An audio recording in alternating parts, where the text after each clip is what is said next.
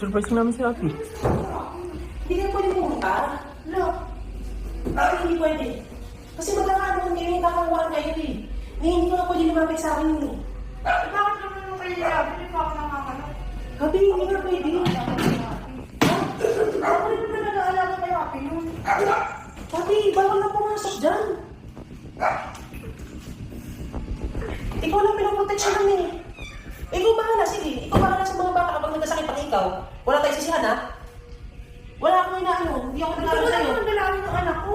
Dalawin mo yung anak mo kung magaling na. Kasi magkakapingpong lang eh. Labas pa ka sa ospital. Nagpunta tayo, nagpa-check up tayo. Tapos ikaw, nagpa-check up din. Buntis ka. First trimester, mahirap. Hindi ako nag-aaral. Nag-message na ako sa'yo. Nagpunta rin ako dun. Eh ako naman, maligo ako. Nag-spray din ako sa lalamunan. Bawal ka na gamot. Bawal ka na kahit ano. Ibipilit ka na naman hobby. Bawal nga. Ngayon lang Tiis ka naman eh. Tiis, lagi na lang naman ako nagtitiis. Tiis. Lagi naman wala sa akin yung mga bata. May nanganak Eh, doesn't matter kung nasa iyo yung bata o hindi. Ang pinupunto ko dito, may sakit yung mga bata. Pagkatapos, pag nahawa ka, Kaya tapos, palirot na ka nanay. magpakananay ka, wala ka sakit. Magpakananay ka, mas magpapakananay ka kasi ingatan mo yung nandyan sa'yo. Ngayon, pero yung ngayon, Bakit ko kaya Yabi naman hindi kayo ganyan sa akin? Kaya ayaw nga sa akin yung bata. yabi ka na. Buti sa kaya Yabi na ano bago ako panganak ako nag-aalaga kay Yabi may sakit ah. Hindi naman kayo ganyan pag wala sa inyo yung bata. Hindi ko alam kung ano yung sabi mo, papi, ang pinupunto ko lang, nagkakapingpungan ng sakit. Ang point lang naman dito, sige, pagkagaling ng mga bata, kunin mo. Ang punto ko lang, ayaw kitang magkasakit kasi buntis ka. Huwag mong masamain yun, walang pagdadamot yun, sayong-sayo yung mga bata, tatlo yan. Tagal-tagal na yung mga bata dito. Para ako pinagdadamot kayo sa bata. Hindi kita pinagdadamutan, huwag makitid ulo mo. Huwag kang maganyan. Ang punto ko lang, ikaw lang mismo ang iniingatan ko dahil buntis ka. First trimester. Di ba, nag-ano ka nung nakaraan? Ayaw mo magkaroon ng kahit anong mangyayari sa pangatlong bata o pangatlong anak mo? Eh, yun, ganun lang din sa kanila. Kasi nakita ko yung ano eh. Pag gano'n eh, tinitiis ko nga eh. Hindi ko yung nakikita doon si Tyrone niya eh. Nakapag-usap lang ako kanina kay Tony saglit eh. Pero kung ano pinag-i-spray ko doon. Nagtitiis nila kung hindi kayo makasama. Ano ka ba? Pregnancy brain lang yan. Umuwi ka na. Walang pregnancy break. Umuwi ka na, papi. Ang pregnancy brain na ang ginagawa mo, pinipipilitan mo yung bagay na hindi naman dapat. Punto ka lang dito, walang dadamot sa'yo sa bata o unamin mismo yung mga anak mo. Pero ang punto dito, kailangan magpahinga ka muna. Kasi baka ikaw mahawa ka dito, ikaw ang delikado magkasakit. May sakit o wala, hindi naman ganyan. Ako pa nang liligo sa mga bata.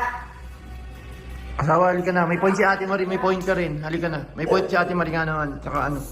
Alam mo kung hindi ko lang iniisip yung kalagayan mo, hindi ko iniisip yung mga bata, ipagtutulad ko na sa'yo ngayon, sige, bitbitin mo pati mga yaya mo, wala akong ano doon. Pero ayoko magsisis pa sa bandang huli. Kausapin mo si Cory, pumunta ka doon sa kabila, habi, umuwi na kayo. Halika na, asawa. Uwi na kayo. Ano yung magdedesisyon? Kasi ako makakapalit ng bahay. Uwi ka na! Kaya ba yan? Ako, anak nila na. Nanay ako, lahat ng dito sa bawang pamilya. Umuwi ka! Umuwi ka, bay para pakanak ko sa lahat. Leche, alis! Halika na, mami. Ayoko nang ano dito. Ayoko nang may pagkalan dito. Sige na, alis na, alis na. Ako pa na hindi pa Alis na. Harvey, Mami Kat, halika na. walang nakikipag-agaw sa'yo, papi. Walang nakikipag-ano sa'yo. Ate, nagbibideo ako. Sorry kasi nagbibideo kami. Port lalala Oo, kami anak gabi. ko. Sige na. Ayoko makipag-anuhan. Sige na. Halika na, Mami Kat. Sige na. Ako pa kayo masama. Wow. Hindi na ako pagkikilala na ang nangyayari sa ganyan kayo sa akin. At least, ligtas ka sa mga bata. Napaka-selfish nyo. Pakakalimutan mo, wala kang karapatan. Hindi ko anak yan. Oo, wala akong karapatan. Ako pa naglilibos. Sa anak ko, sarili kong anak. Mag-usap tayo pag nasa matinong, katauhan ka na. Parehas kayo may sakit. At habi, alalayan mo na mo ako Opo. ng medas. Alis na kami, Des. Sige na. Ang kulit ni Papi, hindi nga siya pwedeng pumunta sa bahay. Kasi nga may sakit nga yung mga bata, ano ang hindi maintindihan doon? Hindi ko pinagdadamot yung mga bata. Hindi sila pwedeng magsama kasi simply as buntis siya. Simply as that. Yun lang talaga yun. Kapag may nangyaring masama sa sinapupunan niya, sinong may kasalanan? Ayoko na ng blame eh. Basta hindi siya pwede, hindi ako pumayag. Hindi siya makaintindi. Hindi talaga, pregnancy brain. Ewan ko.